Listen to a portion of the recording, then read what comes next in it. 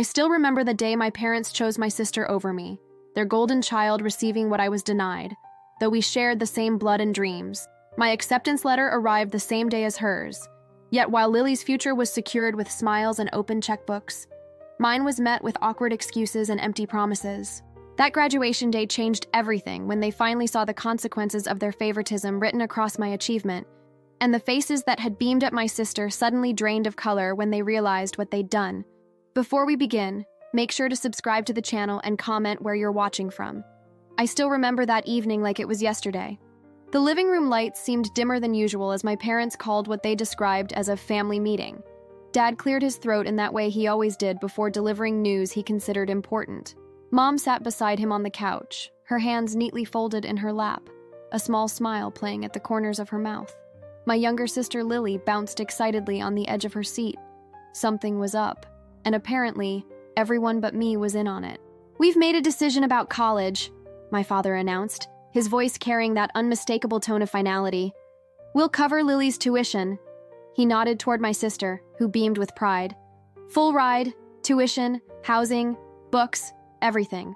My mother reached over and squeezed Lily's hand, already launching into excited chatter about dorm room colors and campus visits they'd schedule next month. I sat frozen, waiting for them to continue, to address my situation next.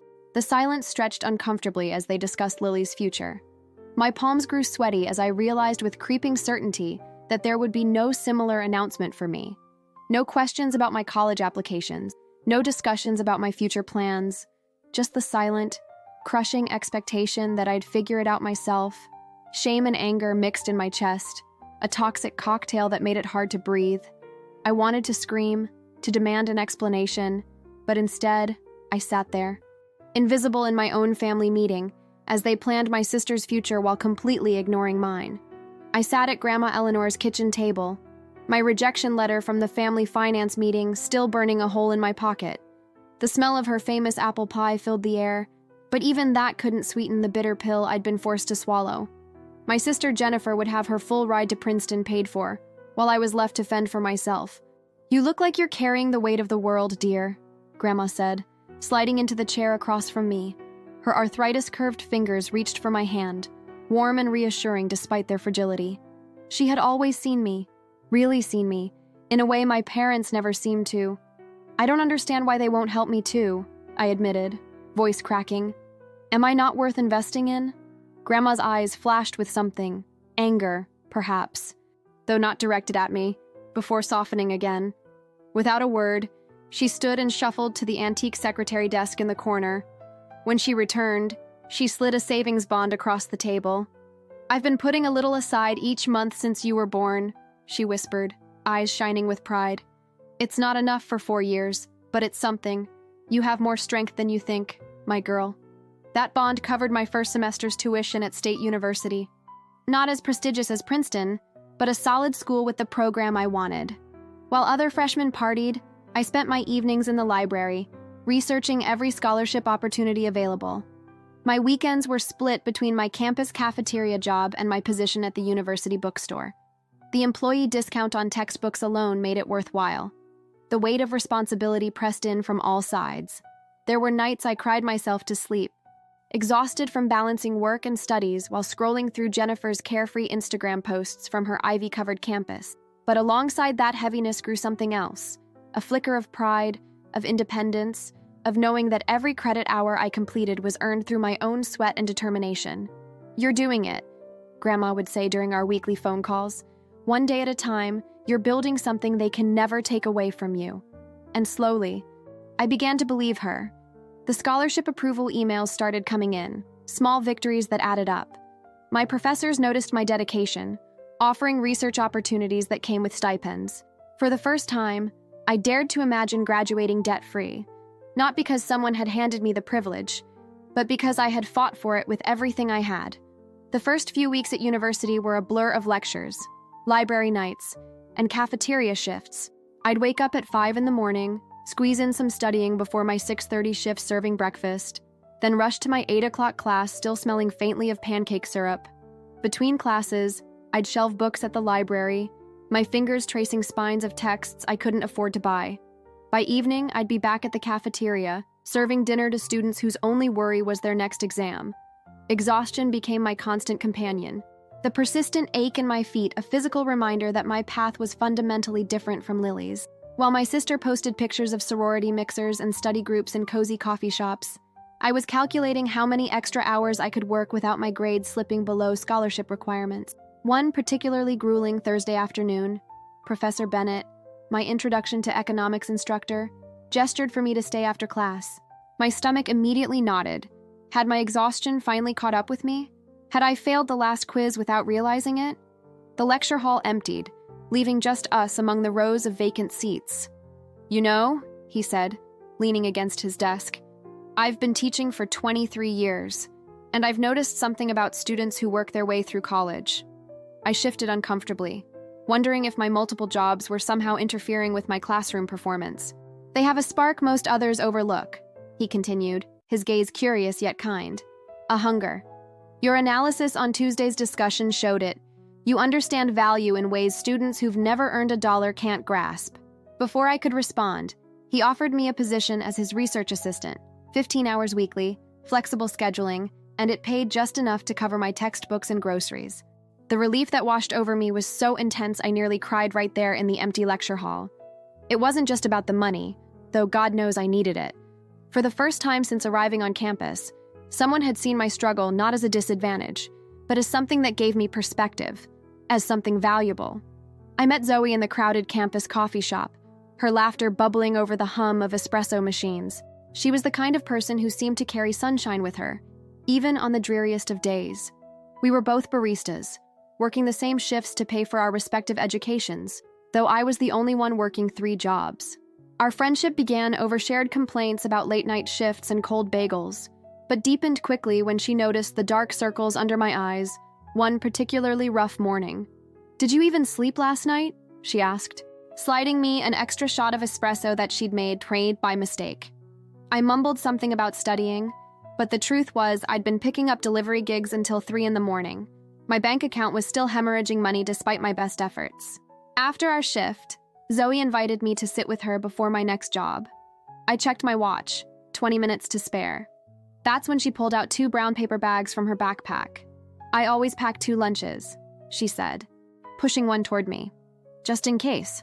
I started to refuse, pride making my stomach clench tighter than the hunger, but she wouldn't hear it. One night, after closing the coffee shop together, she handed me a homemade sandwich and said softly, "Nobody should go hungry, not on my watch." The simplicity of her kindness made my eyes sting. Zoe never made me feel like a charity case. She just acted like feeding me was the most natural thing in the world. When I missed breakfast, a muffin would appear.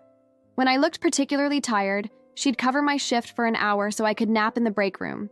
Her kindness chipped away at my loneliness, and for the first time, campus didn't feel so cold. I'd spent so long feeling like an outsider, the scholarship kid who couldn't afford the full college experience, always counting pennies while others counted memories. But with Zoe, I started to feel like I belonged somewhere. "You're working too hard," she told me one evening as we walked across the quad, the setting sun painting everything gold. "You're missing college." I didn't tell her that missing out was all I'd ever known, that watching my sister get everything while I scraped by had become my normal. Instead, I just smiled and promised to try to make it to the campus movie night that weekend. The way her face lit up made me realize how much I'd been missing by keeping everyone at arm's length. I was wiping down tables at the cafe when my manager pulled me aside. "We're cutting everyone's hours. I can only give you 2 shifts next week." My heart sank. 2 shifts wouldn't even cover my phone bill, let alone my rent and the looming tuition payment. I'd been barely scraping by as it was, working 30 hours a week while maintaining a full course load. This was catastrophic. After my shift, I sat on the curb outside, too numb to move. Rain began to fall, soaking through my worn sneakers, but I barely noticed. The water pooled around my feet as panic clawed at my throat. How was I supposed to make this work? Would I have to drop out after fighting so hard to stay? The thought of calling my parents crossed my mind, but pride and hurt kept my phone in my pocket. They'd made their choice clear. "Hey, you're getting soaked." Zoe's voice cut through my spiral of despair. She stood over me with an umbrella, concern etched across her face. When I explained what happened, she didn't offer empty platitudes. Instead, she grabbed my hand. "Come on, this isn't over." Back at her apartment, Zoe pulled out her laptop and a stack of papers. "Scholarship applications," she explained, spreading them across her kitchen table. "Some have deadlines next week. There's emergency funding too." Her fierce determination was contagious. For the first time since hearing the news, I felt a flicker of hope. We worked through the night, fueled by cheap coffee and desperation. The soft glow of her desk lamp illuminated our tired faces as we filled out form after form. Zoe knew exactly which essays would resonate with which committees. "Play up your independent status here," she'd say, "or focus on your career goals for this one." By 3 a.m, my fingers were cramped from typing, but we had completed 7 applications. The next morning, bleary-eyed but determined, I walked into the financial aid office and submitted an emergency aid request. The counselor looked sympathetic but not optimistic. "Funds are limited this late in the semester," she warned. I nodded, understanding the odds were against me.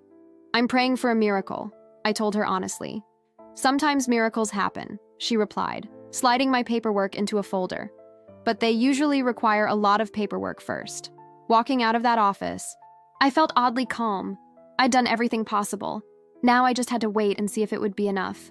A week later, I was shelving books in the back corner of the library, trying to ignore the growing knot in my stomach about next semester's tuition, when my phone buzzed. It was an email from the college financial aid office.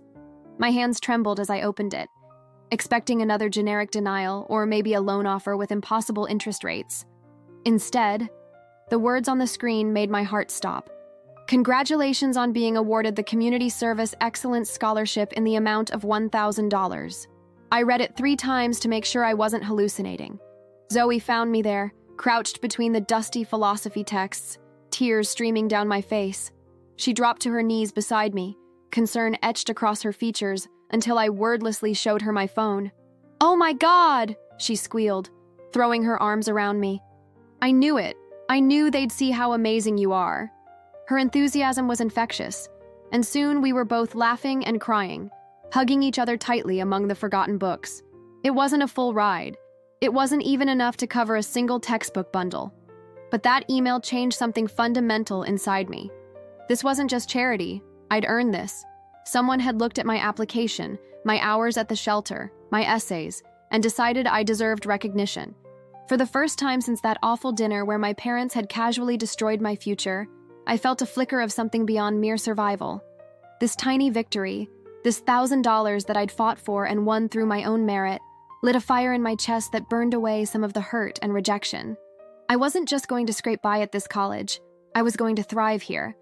I belonged in these hallways just as much as my sister did in her prestigious program. Just as much as any student whose parents could write checks without blinking. The scholarship was small, but its meaning was immense.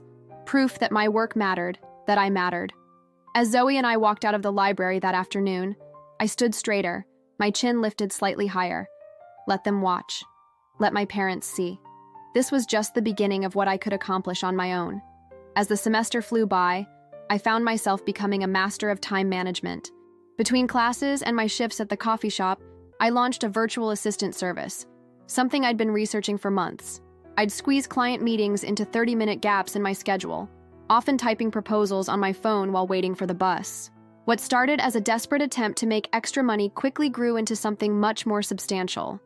By the end of October, I had 8 regular clients, small business owners who needed help with everything from email management to basic bookkeeping. Word spread faster than I could have imagined. 3 of my business professors started referring struggling entrepreneurs my way, impressed by how I'd applied classroom theories to a real-world business. "You're doing what most students only talk about," Professor Harrington told me after class one day. My phone buzzed constantly with new inquiries, and I had to start turning people away or adding them to a waiting list. Some nights, I'd fall asleep with my laptop still open, waking up to find my face had typed a string of nonsense into a client document. Back home, my parents remained oblivious to my budding success. Our weekly phone calls had dwindled to brief check-ins where they'd excitedly recount Lily's latest sorority event or campus achievement. "She's been invited to the president's reception," Mom gushed during one call, not even asking about my midterms. What they didn't mention, but Lily later texted me about, was how she was struggling with her coursework, barely maintaining the GPA required for her scholarship.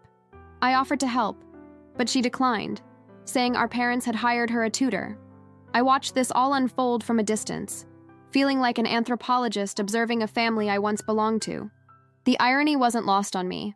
While they poured resources into supporting Lily through her challenges, I was building something substantial on my own, completely off their radar. Each passing week seemed to widen the gap between us. Sometimes I wondered if they'd even notice if I stopped calling altogether. The thought brought both sadness and a strange sense of freedom, like I was finally breaking free from seeking their approval. My business was becoming my new family, one that valued what I brought to the table. Lily's confidence faltered as finals approached. I noticed the change in her demeanor during our occasional campus run-ins, her usual bravado replaced by dark circles under her eyes and a distracted gaze. One evening, well past midnight, a soft knock interrupted my cramming session. Opening my dorm door, I found my sister standing there, eyes red-rimmed and puffy, clutching a stack of papers to her chest. "I can't do this," she admitted, her voice barely above a whisper. Without invitation, she stepped inside and spread her thesis across my desk, a jumble of half-formed ideas, professor comments in angry red ink, and a failing grade prediction scrawled across the top page. "They're right, it's garbage," she said, collapsing onto my bed. "I've been faking it this whole time. Everyone thinks I'm so perfect, but I'm drowning, Jake." I should have felt vindicated.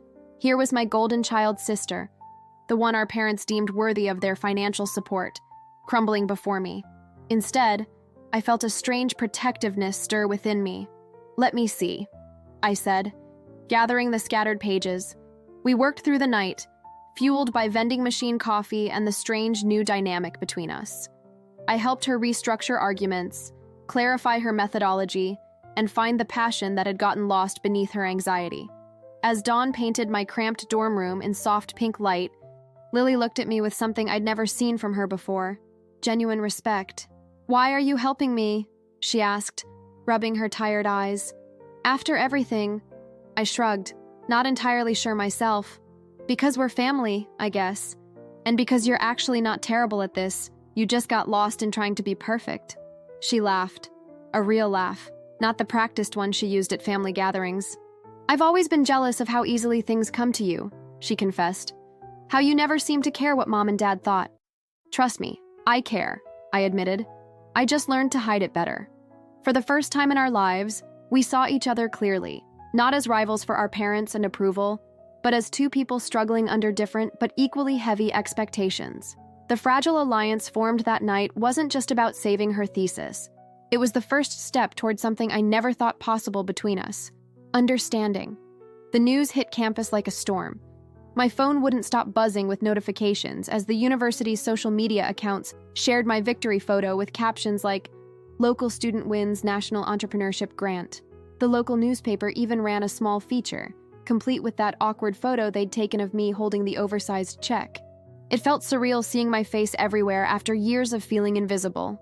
People who had never given me a second glance were suddenly finding reasons to talk to me. The same classmates who'd walked past me in hallways for 3 years now stopped me to chat. "I always knew you had something special," said a girl who'd literally asked me my name last week despite sharing 4 classes together. My inbox filled with connection requests from seniors wanting to network, and professors suddenly remembering they had always seen potential in me. It was fascinating how success made me visible. Even my roommate seemed to view me differently. "Dude, you're like famous now," he said, showing me a screenshot where someone from another university had shared the competition announcement. "People are asking me what you're like in real life." I wasn't sure how to feel about being a curiosity, but I couldn't deny it felt good to be recognized for something I'd built from nothing. That evening, my phone lit up with my parents' number. I stared at it for 4 rings before answering. "Hello?" The line was quiet for a moment before my mother's voice came through, sounding oddly formal. "Congratulations on your award," she said, each word careful and measured. I could hear my father breathing in the background. "We saw it online. The university shared it." I thanked her, waiting for whatever would come next. "How did you... we didn't know you were doing all this," she continued, confusion evident in her voice. My father cleared his throat but said nothing. For the first time in our relationship, they seemed unsure how to speak to me. The silence stretched between us, filled with unasked questions. I realized then that this moment represented something profound. I had succeeded completely outside their blueprint, without their money or guidance. For once, I had written my own story, and they were just readers like everyone else. I entered Dean Rodriguez's office with a mix of curiosity and apprehension. The afternoon sun cast a warm glow across the wall of photographs, decades of valedictorians staring back at me with confident smiles. Some faces looked privileged, others determined, all of them part of a legacy I never imagined joining. "Please, sit down," she said, gesturing to the chair across from her desk. "I've been following your academic journey with great interest, but I'd like to hear it from you directly." I hesitated, unsure where to begin. "It hasn't been easy," I admitted. When my parents told me they wouldn't help with college like they did for my sister, I almost gave up. But then I found scholarships, worked night shifts at the campus library, and somehow managed to keep my grades up. Dean Rodriguez nodded, her expression thoughtful. "And those friendships I've heard about? Professor Williams mentioned you formed quite the study group." "That was unexpected," I smiled, remembering our late-night sessions. Maya from computer science, Jamal from engineering, and Sophia from pre-med, we became a family. When one of us struggled, the other stepped in. When I couldn't afford textbooks, they shared theirs without question. "And yet you maintained the highest GPA in your class," she noted, glancing at my file. "I had something to prove," I said simply. Not just to my parents, but to myself. The dean leaned forward, her eyes meeting mine. "That's precisely why I called you here today. Every year, we select one graduating student to deliver the commencement address, someone who embodies the values of perseverance, excellence, and character that this university stands for." She paused, her smile widening. "You're exactly the example this university needs. Would you do us the honor of being our commencement speaker?" My heart pounded so loudly I was certain she could hear it. This wasn't just an honor, it was validation. After years of feeling invisible in my own family, of working twice as hard for half the recognition, I would stand before thousands, including my parents, and be heard. "I would be honored," I managed to say, my voice steadier than I expected. As I left her office, a sense of calm determination washed over me. This was my moment to be seen, truly seen, not just by my family, but by everyone. I spent the week before graduation in a state of nervous anticipation. My stomach constantly knotted as I practiced my speech over and over. The campus had transformed into a buzzing hive of activity. Seniors frantically finishing final assignments, parents arriving with proud smiles, and maintenance crews setting up rows of white chairs on the main lawn. Each evening, I'd escape to my favorite spot by Lake Huron, where the gentle lapping of waves against the shore provided the perfect backdrop for rehearsal. "To my fellow graduates," I'd begin, voice carrying across the water as the setting sun painted the horizon in shades of orange and pink. The distant sounds of other seniors celebrating at bonfires down the beach would occasionally drift my way. Laughter, music, and the popping of champagne bottles. I'd pause, watching the firelight dance across the water, before continuing with renewed determination. The night before the ceremony, Grandma Eleanor joined me on the porch of her lakeside cottage. She'd insisted I stay with her these final days, saying she wanted quality time before you become too important for your old grandma. We sat side by side in matching rocking chairs, the wooden boards creaking beneath us. Her cane tapped a gentle rhythm against the floor as I ran through my speech one final time. "You've got fire in your words, Emma," she said when I finished, her eyes crinkling at the corners, "just like your grandfather." She reached over to pat my hand, her skin paper thin but her grip surprisingly strong. "You know, you're planting seeds tomorrow with that speech. Let them bloom, whether your parents notice or not."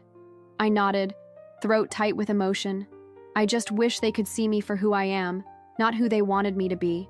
"Some people can only see what's right in front of their noses," she replied, looking out toward the lake where stars reflected on the dark water.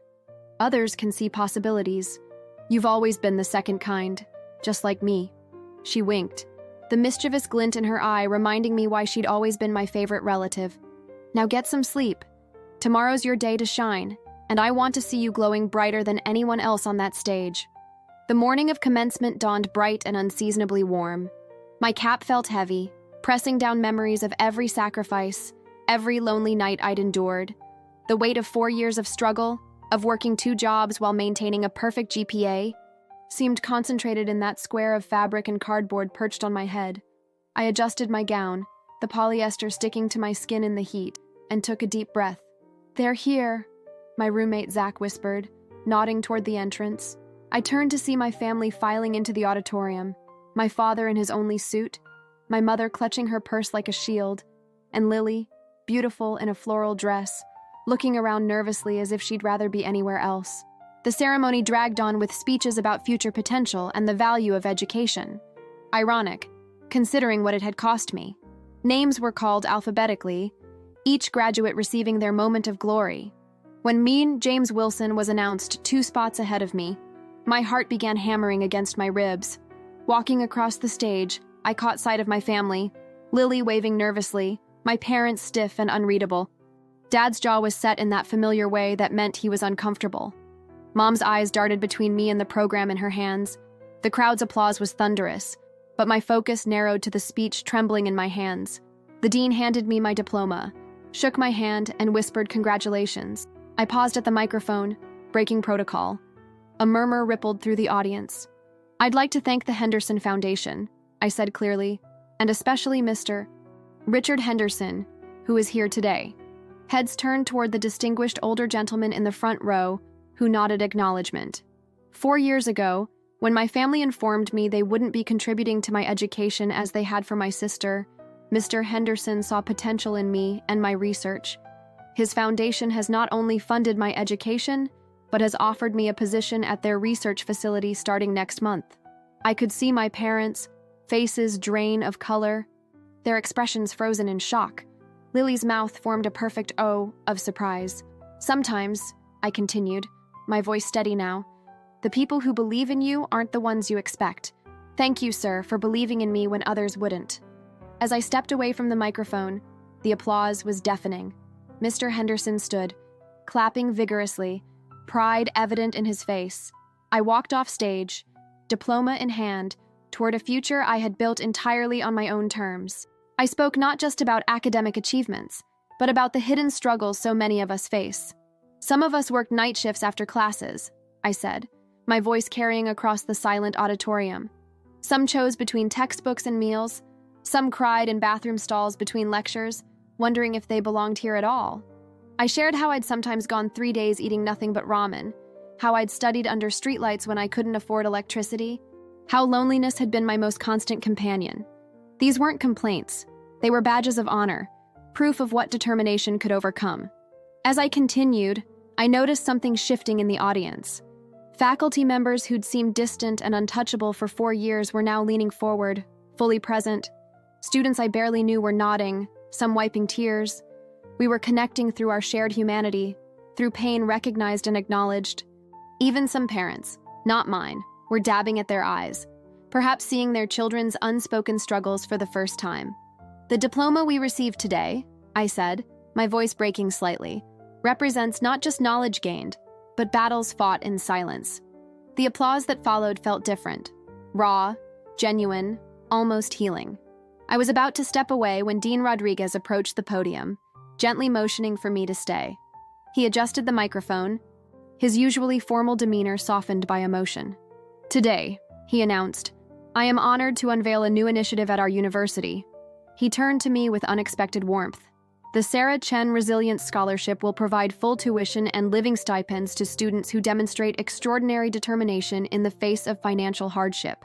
The first recipient will be selected this fall." The auditorium erupted.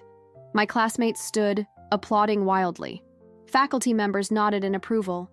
And there, in the 14th row, my parents sat frozen, their faces drained of all color. My mother's hand covered her mouth. My father stared straight ahead, his expression unreadable. Beside them, my sister's eyes were wide with shock. I hadn't known about the scholarship. I hadn't planned for this moment of public reckoning. But as the cheers continued around me, I realized something profound had shifted, not just in the room, but in me. The silence that followed my speech felt heavier than any applause could have been. From my position on stage, I could see my parents sitting motionless in the audience, their faces drained of color. The pride they'd worn so confidently throughout the ceremony had been stripped bare by my words. Around them, aunts, Uncles and cousins exchanged uncomfortable glances, leaning toward each other with hushed whispers behind cupped hands. My father's jaw was clenched tight, while my mother's hand trembled slightly as she clutched her purse. They hadn't expected this public reckoning, this quiet, dignified exposure of the truth they'd worked so hard to obscure beneath their carefully constructed family narrative. I made my way through the crowd after the ceremony ended, accepting congratulations from classmates and professors who had no idea of the family drama that had just unfolded. Some of my fellow graduates gave me curious looks, perhaps sensing something in my demeanor that betrayed the emotional weight I was carrying. I spotted Lily standing near the refreshment table, her eyes scanning the crowd for me. When our gazes finally met, she pushed through the throng of black gowns and colorful stoles to reach me. Without a word, Lily threw her arms around me, embracing me with a fierceness that nearly knocked me off balance. I could feel her body shaking with silent sobs as she held me tight. When she finally pulled back, tears were streaming freely down her cheeks, leaving trails in her carefully applied makeup. "You did it, Emma," she whispered, her voice thick with emotion. "You changed everything." Her eyes held a mixture of pride, relief, and something else. Perhaps the recognition that our family would never be quite the same after today. The facade had cracked, and through that crack, a new kind of truth was emerging. "I didn't do it to hurt them," I said quietly, though part of me wondered if that was entirely true.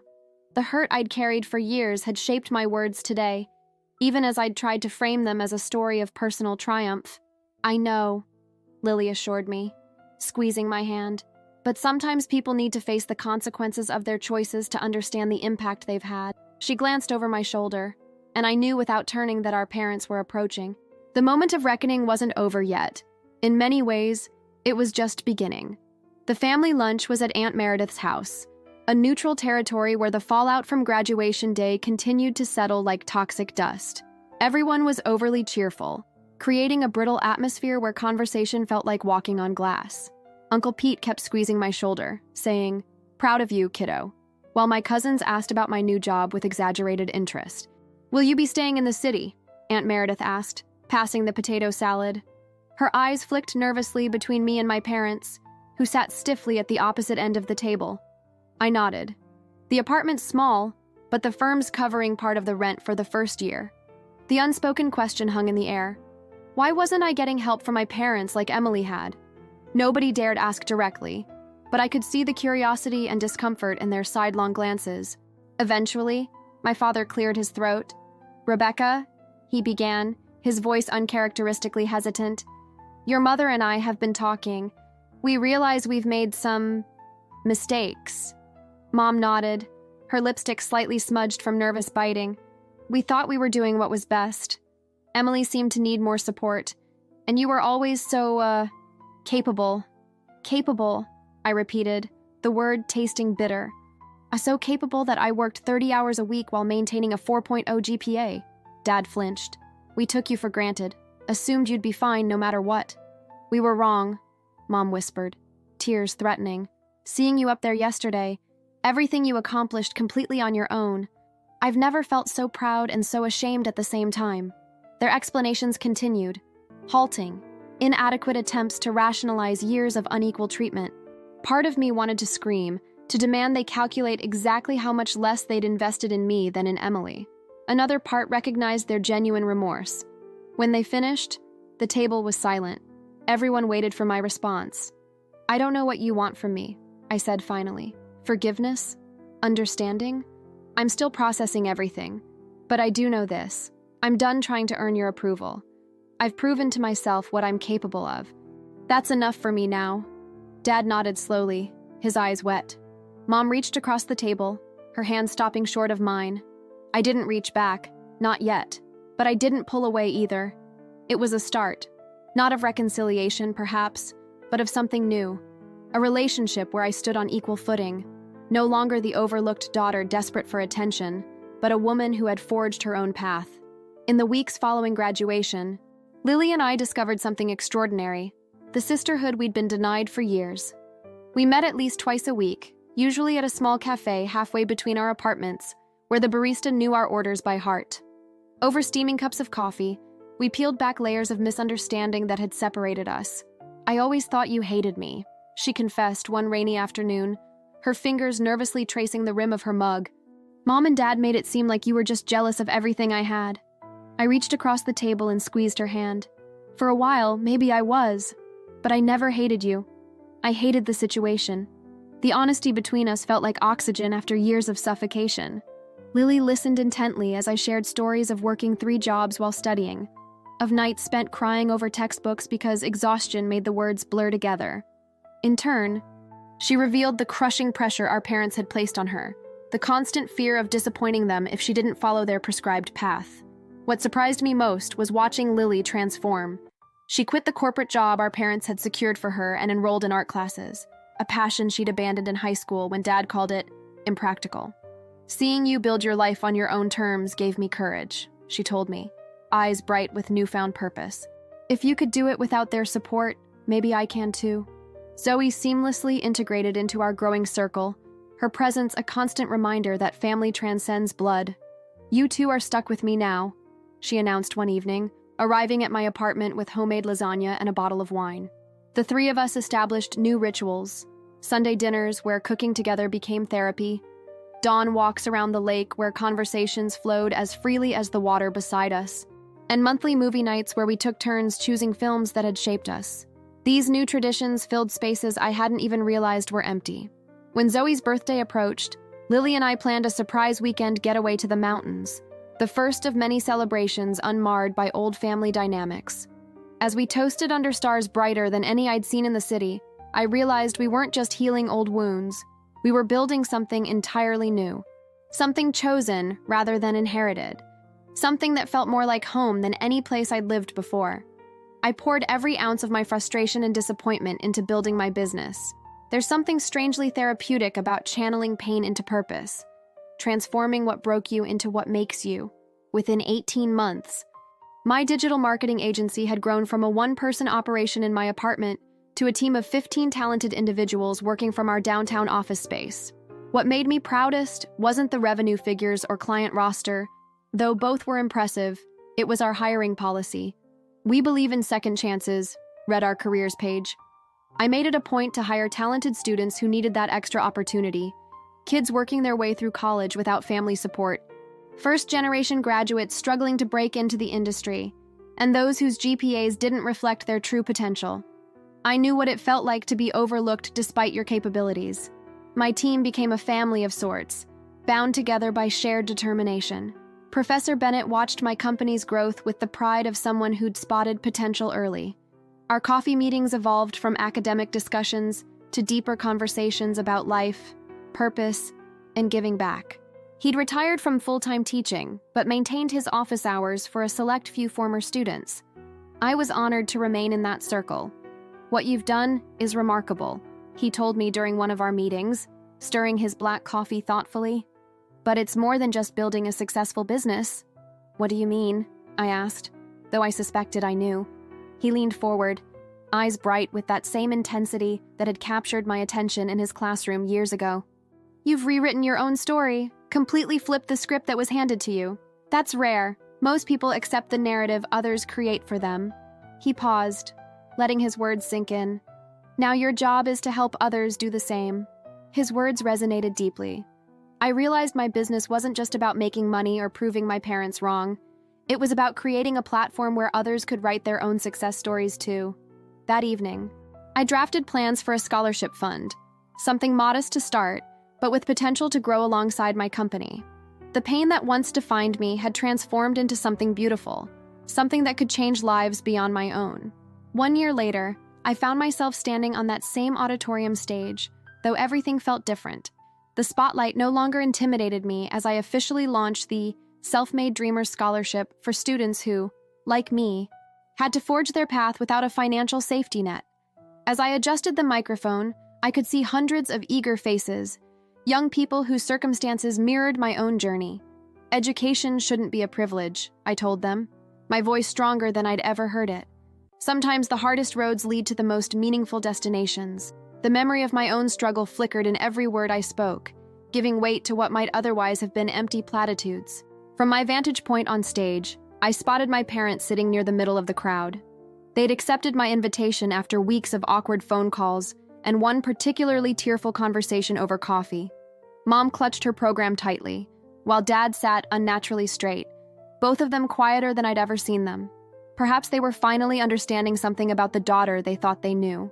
When I announced that the scholarship would cover not just tuition, but also living expenses, because brilliance shouldn't be hindered by basic needs, I noticed my sister giving them a pointed look. The applause that followed my speech washed over me in waves. My parents joined in, their clapping hesitant at first, then gradually finding its rhythm. There was a time when their approval would have meant everything to me, when their validation would have been the measure of my success. But standing there, watching students line up to apply for the scholarship funded by my company's first-year profits, I realized their applause no longer defined me. What mattered now was creating the support system I'd never had for others who needed it. As the event concluded and well-wishers surrounded me, I caught my mother wiping away a tear. Whether it was pride, regret, or some complicated mixture of both, I couldn't tell. And for the first time, I was okay with not knowing. I am not the forgotten daughter anymore. The girl who once cried herself to sleep wondering why she wasn't enough has blossomed into a woman who knows her worth isn't measured by others. Validation. My journey was never about revenge. It was about freedom, about becoming the person I needed when I was alone, standing in that empty dorm room with nothing but determination and fear as my companions. Last month, I established a scholarship fund for first-generation college students who, like me, have to forge their own paths. I named it after my grandmother, the only person who truly saw me before I learned to see myself. The first recipient was a young woman from Detroit whose parents chose her brother's education over hers. When I told her she wouldn't have to drop out, she wept in my arms, and I felt my grandmother's presence surrounding us both. My parents called again yesterday. They've been trying more frequently since the Forbes article came out. Dad's voice sounded older, more hesitant. Mom asked about Thanksgiving. I didn't say no this time. Progress comes in small steps, and forgiveness isn't a single moment but a practice I'm still learning. Thomas jokes that I should write a memoir, but some stories aren't meant to be sold. They're meant to be lived. Besides, I'm too busy with the community garden project we've started in underserved neighborhoods across Michigan. With each seed I plant, I honor the pain and the triumph, transforming barren ground into something that nourishes. My sister visited last week with her children. As they ran through my orchard, laughing and picking apples, I realized that healing doesn't always look like I imagined. Sometimes it's as simple as watching the next generation enjoy fruits you never thought you'd be able to provide. The lake house construction finishes next month, my dream home on the shores where Grandma once taught me to skip stones. And as the sun sets over Lake Huron, painting the water in shades of amber and rose, I know I've built a legacy that will outlast even the coldest silences. Not in bitterness or retribution, but in the quiet strength of a woman who learned to parent herself, to love herself, when no one else would.